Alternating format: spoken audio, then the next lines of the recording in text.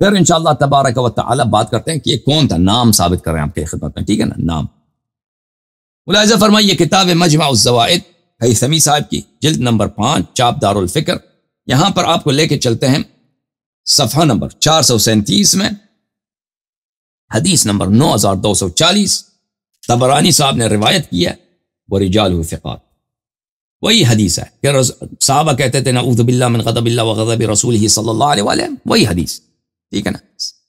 رسالت پناہ صلی اللہ علیہ وسلم نے دیکھا کہ ایک شخص اپنے بیٹے کا ہاتھ لے کے نکل رہے ہیں، تو فرمایا کہ اللہ آگے والے اور پیچھے والے دونوں کو لعنت کریں، اور یہ جو ہے ویل لہذه الامہ، میری امت کو بڑا ہی فساد درپیش ہے، من فلان ذی استا، یہ فلانے سے جو بڑا کیا ہے، ہاں بولو، یعنی آپ بولو مفعول آدمی ہے مثلا، یا بولو اس کا جو پیچھے ہے وہ بہت اس کے پاس کچھ نہیں، پیچھے اس کا بڑا ہے، یا تو یہ ذو الاستاہ یا کنایا یہ ہے کہ وہ مفعول ہے، معبون ہے، مدخول فی ہے، ٹھیک ہے نا، یا یہ کہ اس کا پیچھا جو ہے بڑا ہے، مثلا موٹا ہے، اس کے شان میں اور کچھ بھی نہیں۔ الاحاد والمثانی المجلد الثانی تألیف ابن ابی العاصم، متوفى سنہ 287، تحقیق دکتور فیصل احمد جوابرہ، چاپ دار الرایا، سنہ 1991 میں سعودیہ میں یہ کتاب، ریاض میں یہ کتاب چھپی ہے۔ ملاحظہ فرمائیے اس کتاب میں صفحہ نمبر 192، میرے محترم ناظرین، حدیث نمبر 968، ناصر ابن عاصم اللیثی اپنے والد عاصم اللیثی سے روایت کرتے ہیں کہ میں مسجد میں گیا، صحابہ کہتے تھے کہ اللہ سے پناہ مانگتے ہیں، من غضب اللہ و غضب رسولہ صلی اللہ علیہ وسلم، اللہ کی غضب سے اور رسول صلی اللہ علیہ وسلم کے غضب سے ہم اللہ کی پناہ مانگتے ہیں۔ میں نے پوچھا کیا ہوا؟ صحابہ نے کیا کہا کہ رسول پاک صلی اللہ علیہ وسلم لعن اللہ القائد والمقود بہ، رسول پاک صلی اللہ علیہ وسلم نے لعنت کیا آگے والے اور پیچھے والے کو۔ اچھا، پھر اس میں یہ واقعہ نقل نہیں کیا، اس میں یہ واقعہ نقل نہیں کیا کہ آدمی وہاں سے نکل گیا تھا ہاتھ پہ اپنے بیٹے کا پکڑ کے، اس میں بھی سینسرشپ اس میں زیادہ ہے اس حدیث میں۔ اچھا، یہاں پر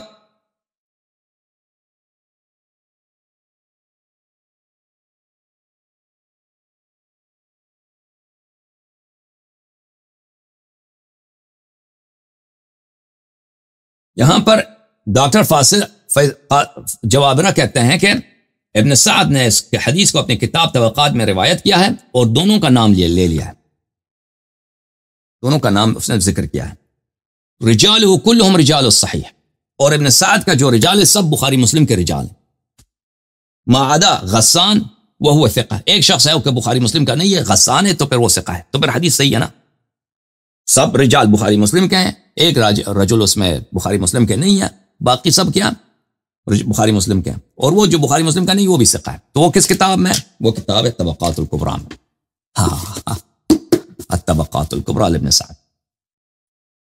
اچھا، طبقات الکبریٰ میں دیکھتے ہیں کہ کون تھا جس نے ہاتھ پکڑ کے اپنے بیٹے کو نکالا تھا، ہاں وہ یہ کتاب طبقات الکبریٰ، ابن سعد صاحب کا کتاب الطبقات الکبریٰ،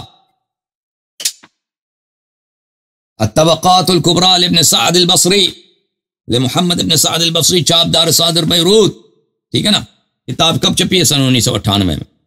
ملاحظہ فرمائیے صفحہ نمبر 78، عاصم ابو نصر ابن عاصم اللیثی، اس کی حدیث یہ ہے میرے محترم ناظرین۔ تو ڈاکٹر جوابرہ صاحب جو علم حدیث کے پروفیسر ہیں مدینہ منورہ میں، اس نے شہادت دی ہے کہ یہ حدیث صحیح ہے، کس میں؟ طبقات ابن سعد میں، ٹھیک ہے نا۔ ملاحظہ فرمائیے،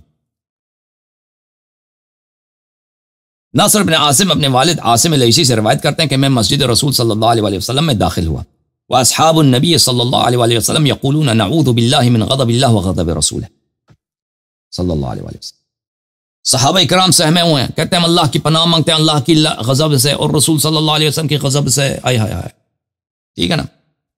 قلت ما هذا، میں نے پوچھا کیا ہوا؟ قالوا معاویہ مر قبیل اخذ بید ابیہ ورسول اللہ صلی اللہ علیہ وآلہ وسلم علی المنبر، معاویہ یہاں پہ تھا، اس کا ابا بھی یہیں پہ تھا، ابو سفیان، معاویہ اٹھ کے اس نے پکڑ لیا اپنے والد کا ہاتھ اور دونوں مسجد سے نکل گئے، رسول پاک صلی اللہ علیہ وسلم منبر پہ ہیں۔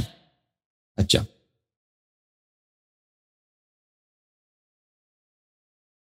معاویہ مر قبیل، معاویہ ابھی تھوڑے سے پہلے یہاں سے نکل گیا، اس نے اپنے والد کا ہاتھ لیا، وہ رسول اللہ صلی اللہ علیہ وسلم منبر پہ تھے، یخرجان من المسجد، ہاتھ پکڑ کے اپنے والد کا مسجد سے نکل گیا ہے. فقال رسول اللہ صلی اللہ علیہ وآلہ وسلم فیہما قولا، تو رسول پاک صلی اللہ علیہ وسلم نے معاویہ اور اس کے والد کے متعلق ایک بات کہا ہے. وہ بات یہاں پہ نہیں لایا، نام لایا، بات نہیں لایا، ٹھیک ہے نا. لیکن ابن ابی عاصم نے اور اللہ آپ کا بھلا کرے سلیمان ابن احمد الطبرانی، ان دونوں نے بات لایا ہے، نام نہیں لایا. ان جب اور یہ سب کے سب احادیث صحیح ہیں بھائی، اور یہ ایک ہی واقعے کی بات ہے، اور یہ واضح بات ہے. جب ان سب احادیث کو ساتھ رکھتے ہیں تو نام بھی پتہ چلتا ہے، بات بھی پتہ چلتا ہے. بات کیا ہے؟ لعنت، کہ اللہ نے لعنت کی ہے اس شخص پر، آگے والے پر اور پیچھے والے پر، اور فرمایا کہ یہ شخص ذو الاستا ہے. ہاں، ذو الاستا کا کیا مطلب ہوتے ہیں؟ دو معنی ہوتے ہیں نا. ایک شخص ہے ذو الاستا، یعنی وہ مفعول ہے. مفعول سمجھتے ہیں نا؟ مفعول ہوتے تھے نا، اب بھی بہت ہوتے ہیں. ایک مفعول ہے. دوسرا ذو الاستا سے کیا مراد ہو سکتا ہے؟ ہو سکتا ہے کہ اس کا مثلا اس تحقیر کے لیے، کہ اے میری امت سن لو، میرے صحابے سن لو کہ یہ حقیر ہے، ان کی کبھی احترام نہیں کرنا، رضی اللہ نہیں کہنا، ان کو آپ نے گالی دینا، ہمیشہ شدید ترین بدترین گالی ان کو دینا، تحقیر کرو ان کا. آپ کسی کو اردو لفظ ہے نا، اس کا اول گاف ہے، اس کے بعد الف آتا ہے، اس کے بعد نون آتا ہے نا، آخر میں واو آتا ہے، ٹھیک ہے نا. قافیہ بھی اس کا بنتا ہے. بہرحال اس طرح کوئی کسی کو کہہ دو یا فلان والے کا، تشریف والا لفظ تشریف چینج کرو، اس کے پیچھے ایک صریح لفظ لگاؤ نا، پیچھے والا جو شرمگاہ اس کا لفظ لگاؤ، پیچھے والا، تو اس کی کتنی تحقیر ہے. تو رسول پاک صلی اللہ علیہ وسلم نے منبر سے وما ينطق عن الهوى ان هو الا وحي يوحى، اور جماعت عمریہ کم از کم یہ تو کہتا ہے نا کہ تبلیغ کرتے ہوئے پیغمبر صلی اللہ علیہ وسلم کیا تھے؟ معصوم تھے. اور تبلیغ کرتے ہوئے تو معصوم تھے نا. ابھی منبر پہ تبلیغ کر رہے ہیں، منبر سے تبلیغ کرتے ہوئے انہوں نے کہا گالی دی معاویہ کو. تو پتہ کیا چلا عزیزوں کہ معاویہ کو گالی دینا سنت، معاویہ کا احترام کرنا رسول پاک صلی اللہ علیہ وسلم کی مخالفت. قبیح ترین گالی اس کو دینا، قبیح ترین گالی اس کو کس نے دیا؟ میرے حبیب صلی اللہ علیہ وسلم نے دیا، میرے مولا نے دیا. میں نے کہا تھا آپ سے کہ رسول پاک صلی اللہ علیہ وسلم سے دنیا میں تبرعی کوئی نہیں ہے. تبرع سیکھنا ہے تو پیغمبر صلی اللہ علیہ وسلم سے سیکھو، ٹھیک ہے نا. اور امت تمہیں کیا ہو گیا؟ یہ تمہاری اپنی حدیث ہے، تمہاری اپنی کتابیں ہیں، بشرط بخاری مسلم آپ کی خدمت میں صحیح حدیث پیش کر رہے ہیں، اور آپ جو ہے معاویہ میں پھنس گئے ہو. اچھا،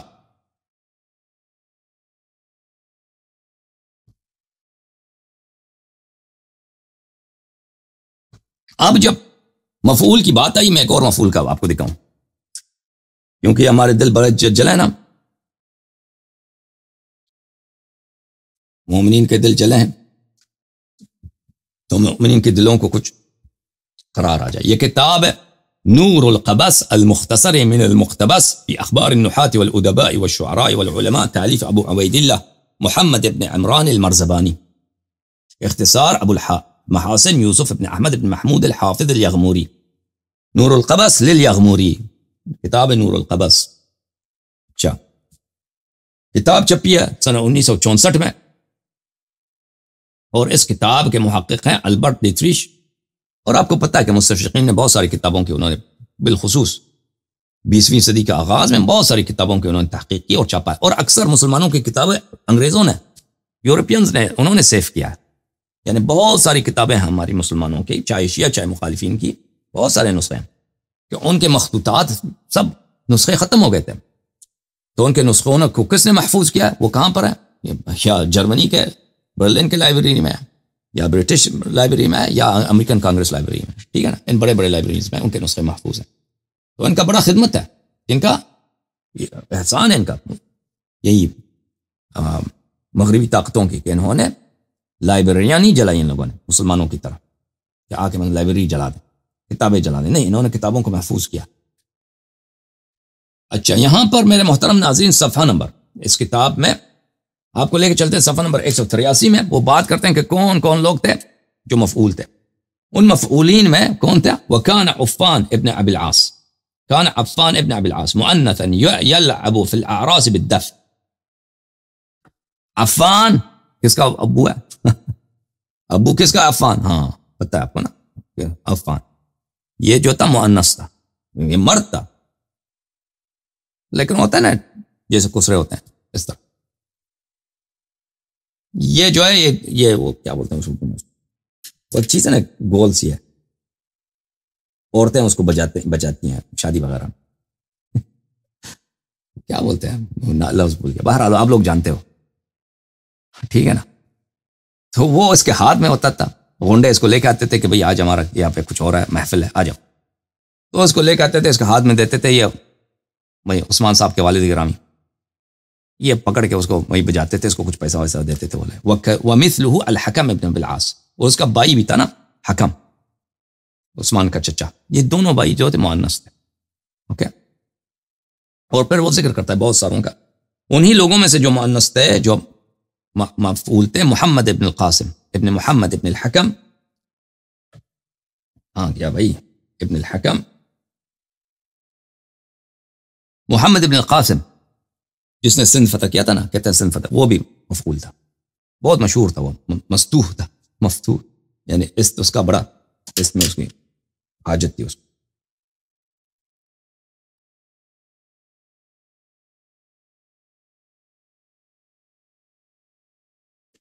اب ثابت ہو گیا نہیں ہوا عزیزو؟ وہ ثابت ہوا ہے نہیں ہوا؟ کتنے سند ہو گئے؟ بہت سارے سند ہو گئے نا، سند تو صحیح ہیں. اوکے، مزید سند آپ کو دکھاتے ہیں. ربیع الابرار و نصوص الاخبار، تالیف محمود ابن عمر الزمخشری، جزء خامس، چاپ مکتبۃ مطبوعات العالمی، مؤسسۃ العالمی للمطبوعات، بیروت میں کتاب چھپی ہے. یہاں پر صفحہ نمبر 358 میں وہ نقل کرتے ہیں دوسرے سند کے ساتھ. عبید اللہ ابن سلیمان ابن وہب نے اپنی کتاب میں لکھا ہے، رأى رسول اللہ صلی اللہ علیہ وآلہ ابو سفیان مقبلا على حمار ومعه ابنه معاویہ یقودہ ویزید یسوقہ. رسول پاک صلی اللہ علیہ وسلم نے دیکھا کہ ابو سفیان آ رہے ہیں گدے پہ سوار، معاویہ جو ہے آگے ہے، اور یزید ابن ابی سفیان معاویہ کا بھائی وہ پیچھے سے آ رہا ہے. تو رسول پاک صلی اللہ علیہ وسلم نے فرمایا، لعن اللہ الراکب والقائد والسائق، اللہ تعالیٰ لعنت کرے سوار کو، آگے والے کو، اور پیچھے والوں کو، تینوں کو اللہ لعنت کرے، پوری ٹیم پہ لعنت. اچھا، جب یہ پتہ چلا عزیزو، ان مختلف روایات کو ہم نے آپ کی خدمت میں دکھا دیا، اس سے بالکل اس میں شک ہی نہیں رہتا کہ رسول پاک صلی اللہ علیہ وسلم نے ان کو لعنت کیا. اب میں ایک نقطہ آپ کو دکھا دیتا ہوں، پھر اس کے بعد مزید لعنات دکھا دیتا ہوں کہ یہ بات جو پیغمبر صلی اللہ علیہ وسلم کسی کو لعنت کرتے ہیں، تو رسول پاک صلی اللہ علیہ وسلم کو پتہ ہے کہ لعنت کا کیا مراد ہے. انہوں نے خود پیغمبر صلی اللہ علیہ وسلم سے روایت کی ہے کہ لعن المؤمن کا قتل ہے، مومن کو لعنت کرنا ہے جیسے اس کے قتل کرو. سباب المسلم فسوق، کسی مسلمان کو گالی دینا یہ فسق ہے، یہ فسق ہے. کسی مسلمان کو گالی دینا فسق ہے، مومن کو گالی دے، مسلمان کو گالی دینا فسق ہے. مومن کو لعنت کرنا اس سے ایسا کہ اس کو قتل کرو، ٹھیک ہے نا. تو یا تو یہ کہتے ہیں کہ نستجیر باللہ، پیغمبر صلی اللہ علیہ وسلم نستجیر باللہ فاسق تھے، ان کو خود اپنی شریعت کی پرواہ. وَلَقَدْ كَانَ لَكُمْ فِي رَسُولِ اللَّهِ صلی اللہ علیہ وآلہ أُسْوَةٌ حَسَنَةٌ، یہ جھوٹ ہے، قرآن جھوٹ ہے. وَإِنَّكَ لَعَلَىٰ خُلُقٍ عَظِيمٍ إِنَّ مَتَاعَ الدُّنْيَا قَلِيلٌ. قرآن کیا فرماتا ہے کہ پوری دنیا چھوٹی ہے، یہ دنیا کچھ بھی نہیں ہے. إِنَّ مَتَاعَ الدُّنْيَا قَلِيلٌ، دنیا چھوٹی ہے. حبیب صلی اللہ علیہ وآلہ وسلم، وَإِنَّكَ لَعَلَىٰ خُلُقٍ عَظِيمٍ، حبیب صلی اللہ علیہ وآلہ وسلم کا اخلاق عظیم ہے. دنیا چھوٹی ہے، دنیا چھوٹی ہے، حبیب صلی اللہ علیہ وسلم کا اخلاق عظیم ہے. لیکن ایک شخص جو بے گناہ انسان کو لعنت کرتا ہے بار بار اس کے باپ کے سامنے، ٹھیک ہے نا، اس کے بھائی کے ساتھ، پوری ٹیم کو لعنت، تو یہ تو یا تو وہ لعنت کے مستحق ہیں، یا تو یہ لعنت کرنے والا جو ہے کیا ہے، خود بولو، اخلاق عظیم کا حامل نہیں ہے. قرآن جھوٹ ہے، قرآن جھوٹ ہے. اسوہ حسنہ نہیں ہے، قرآن جھوٹ ہے. نستجیر باللہ معصوم نہیں ہے، نستجیر باللہ فاسق ہے. بھائی نبوت اس کی باطل ہے. تمہارے پاس دو راستے ہیں جماعت ہماری، یا تو تم بولو کہ واقعاً معاویہ لعنت کا مستحق ہے اور گالی کا بھی مستحق ہے. میں نے صحیح سند کے ساتھ ثابت کیا کہ پیغمبر صلی اللہ علیہ وسلم نے اس کو لعنت کیا، اس کے باپ کو بھی لعنت کیا، اس کے بھائی کو بھی لعنت کیا، سب کے سامنے لعنت کیا، ان کو گالی بھی دیا، ٹھیک ہے نا. اور اس طرح سے لعنت کیا کہ سب صحابہ کیا کہتے تھے کہ ہم اللہ کی پناہ مانگتے ہیں. سب صحابہ ڈرے ہوئے تھے، اللہ کی غضب سے اللہ کی پناہ مانگتے ہیں. سب کو پتہ، سب نے شہادت دی کہ معاویہ پہ اللہ کی غضب ہے. تو تم آ کر یا رسول صلی اللہ علیہ وسلم کی اتباع کرو، ٹھیک ہے نا، اتباع کرو اور رسول صلی اللہ علیہ وسلم کی تصدیق کرو، یا پھر کافر ہو جاؤ. قرآن کو باطل کرو، پیغمبر صلی اللہ علیہ وسلم کو گناہگار، فاسق، غیر نبی بنا دو، ختم بات، دین اپنا باطل کرو، تمہارے پاس کوئی چارہ ہی نہیں ہے۔ جماعت عمریہ کتاب ہے صحیح مسلم کی شرح نووی صاحب، مسلم بشرح النووی، مسلم بشرح یحییٰ بن شرف النووی، جزء اول، چاپ دار الفکر، کتاب چھپی ہے سنہ 2009 میں دار الفکر بیروت لبنان میں۔ یہاں پر باب نقصان الایمان، یہاں پر صفحہ نمبر 57 ہے، ملاحظہ فرمائیے۔ نووی صاحب نقل کرتے ہیں وقد قال صلی اللہ علیہ وآلہ لعن المؤمن قتلہ۔ نووی صاحب کہتے ہیں مسلم کے سب سے بہترین شرح یہی ہے، نووی شرح کہ رسول پاک صلی اللہ علیہ وسلم، اور بہت بڑے محدث ہیں یہ نووی، بہت بڑے مجتہد بھی ہیں، مفتی بھی ہیں۔ رسول پاک صلی اللہ علیہ وسلم نے فرمایا کہ مومن کو لعنت کرنا لعنہ کا قتل ہے، لعن المؤمن کا قتل ہے، مومن کو لعنت کرنا اس کے قتل کے برابر ہے۔ آئے ہائے ہائے، پھر کہہ دو نا معاویہ مومن ہے یا نہیں ہے؟ اگر اس کو مومن بناتے ہو نا تو پھر رسول صلی اللہ علیہ وسلم کو تم فاسق بناتے ہو۔ اور پھر تم نے بخاری میں روایت کیا، بخاری کی حدیث ہے کہ سباب المسلم فسوق، مسلمان کو گالی دینا فسق ہے۔ اگر معاویہ مسلمان ہے تو پھر نبی صلی اللہ علیہ وسلم، تم نے نبی صلی اللہ علیہ وسلم کو فاسق بنا دیا ہے، جماعت عمریہ، تو پتہ چلا کہ معاویہ نہ مومن ہے نہ مسلم ہے۔ اچھا، اس کی مزید دلیل واتفق العلماء على تحریم اللعن، سب علماء متفق القول ہے کہ معین کا لعن نہیں کیا جا سکتا مگر کہ وہ کافر ہو۔ لعن معین جائز نہیں ہے۔ کیا مطلب کہ ایک شخص بعینہ ہی میں کہہ دوں فلانے پہ لعنت، مگر یہ کہ وہ کافر ہو، ٹھیک ہے نا؟ آپ کہہ دو کہ کذاب پہ لعنت، آپ کہہ دو کہ گناہگار پہ لعنت، آپ کہہ دو فاسق پہ لعنت، مگر جب ایک شخص کو اشارہ کرتے ہوئے، تعیین کرتے ہوئے معین شخص کی لعنت کرتے ہو تو یہ جائز نہیں ہے، کیونکہ یہ صرف کافر کے لیے۔ واتفق العلماء على تحریم اللعن فإنه في اللغة الابعاد والطرد، لغت میں لعن کا کیا مطلب ہے؟ دور کرنا، طرد کرنا، کسی کو دفع کرنا۔ وفي الشرع الابعاد من رحمت اللہ، شریعت میں اس کا مطلب ہے کہ اللہ کی رحمت سے دور ہو۔ فلا يجوز ان يبعد من رحمت اللہ من لا يعرف حاله وخاتمة امره معرفة قطعیہ، بس آپ کسی شخص کو اللہ کی رحمت سے دور نہیں کر سکتے مگر یہ کہ آپ اس شخص کے حال کی عاقبت سے آپ کو قطعی یقینی معرفت نہ ہو سکتا ہے کہ یہ توبہ کرے، ٹھیک ہے نا، ابھی اس نے آپ کے پیسے چوری کیا، آپ اس کو لعنت نہیں کر سکتے، ٹھیک ہے نا؟ تو کیونکہ ہو سکتا ہے کہ یہ کیا کرے، توبہ کرے، ہو سکتا ہے کہ یہ بھائی بعد میں آپ کے پیسے واپس کر دیں، ٹھیک ہے نا؟ ابھی آپ نے دیکھا کہ اس نے جھوٹ بولا، ہو سکتا ہے کل یہ بہت اچھا آدمی بن جائے، پھر آخر زندگی تک بہت عابد زاہد بنے، تو آپ کو تو یقین کہ نہیں ہے کہ یہ بھائی اس کے عاقبت جو ہے جہنم میں ہے کہ آپ اس کو لعنت کر رہے ہیں۔ فلہذا قالوا لا يجوز لعن احد بعینہ مسلما کان او کافرا او دابہ، انہوں نے علماء نے اجماعاً کہا ہے کہ واحد بعینہ معین کا آپ لعنت نہیں کر سکتے، چاہے وہ مسلمان ہے، چاہے کافر ہے، چاہے جانور ہے، کیونکہ جانور بھی جو ہے عاقبت میں کیا ہوتے ہیں؟ معشور ہوتے ہیں۔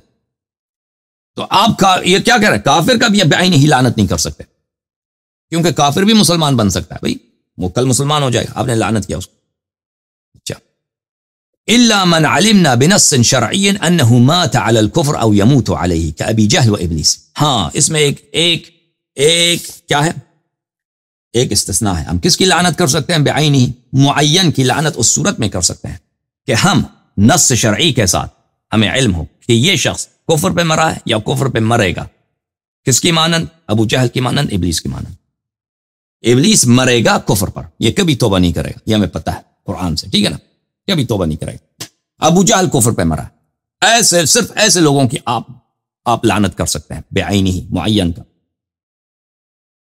معین کا صرف اسی طرح سے لعنت کر سکتے ہیں، ٹھیک ہے نا؟ ٹھیک، لیکن اگر ایک شخص توبہ کر سکتا ہے، اچھا بن سکتا ہے، آپ کو ہمیں پتہ بھی نہیں کہ کرے گا، نہیں لعنت نہیں کر سکتے، تو اس نے یہ کہا۔ سمجھ میں آئی نا بات؟ یہ ان کا اجماع ہے۔ تو جب ان کا اجماع یہ ہے تو پیغمبر صلی اللہ علیہ وسلم نے کیا فرمایا؟ میرے محترم ناظرین، رسول حبیب صلی اللہ علیہ وآلہ وسلم نے کیا کام کیا؟ انہوں نے تو معین کا لعنت کیا نا، انہوں نے تو معاویہ کا نام لے کر لعنت کیا، ٹھیک ہے نا؟ تو اس کا پتہ یہ چلا کہ ان کے نزدیک، اس جماعت کے نزدیک معاویہ کیا ہے؟ معاویہ جو ہے وہ مسلمان نہیں، کیونکہ آپ کافر کا بھی لعنت نہیں کر سکتے، کیونکہ وہ کافر مسلمان بن سکتا ہے، ہاں مگر آپ کو پتہ ہو کہ یہ کفر پہ مرے گا یا کفر پہ مرا ہے۔ تو رسول پاک صلی اللہ علیہ وسلم نے جب ان کو لعنت کیا تو ان کو پتہ ہے کہ یہ مسلمان ہے ہی نہیں، یہ جھوٹ بولتے ہیں مسلمان، اور یہ مسلمان اسلام پہ نہیں مریں گے، ٹھیک ہے نا؟ اور اس کی حدیث آئے گی، عمار ابن یاسر کی صحیح حدیث آئے گی کہ انہوں نے فرمایا کہ ما اسلموا ولکن استسلموا، کہ طلقاء جو ہیں معاویہ اور اس کے والد ابو سفیان، ہند، یہ لوگ اسلام کبھی اسلام نہیں لائے، یہ ان کے اپنی کتب میں سے ہم ثابت کریں گے انشاءاللہ، کبھی مسلمان ہوئے ہی نہیں، لیکن انہوں نے کیونکہ یہ کمزور ہو گئے تھے فتح مکہ کے وقت، روایت میں ہے نا کہ ہند نے داڑھی پکڑی تھی ابو سفیان کی، ابو سفیان نے کہا تھا کہ ہم مسلمان بنتے ہیں اللہ قتل ہو جائیں گے، ہند نے داڑھی پکڑ کے اس کو تپڑ لگایا تھا اپنے شوہر کو، اور کہا تھا کہ یہ پاگل ہو گئے ایک بوڑھا، کہتا مسلمان بنتے ہیں، اتنا شدید نفرت تھا ان لوگوں کو اسلام سے۔ پھر ان کو جب پتہ چلا کہ قتل ہو جائیں گے تو انہوں نے اسلام کا اظہار کیا تھا،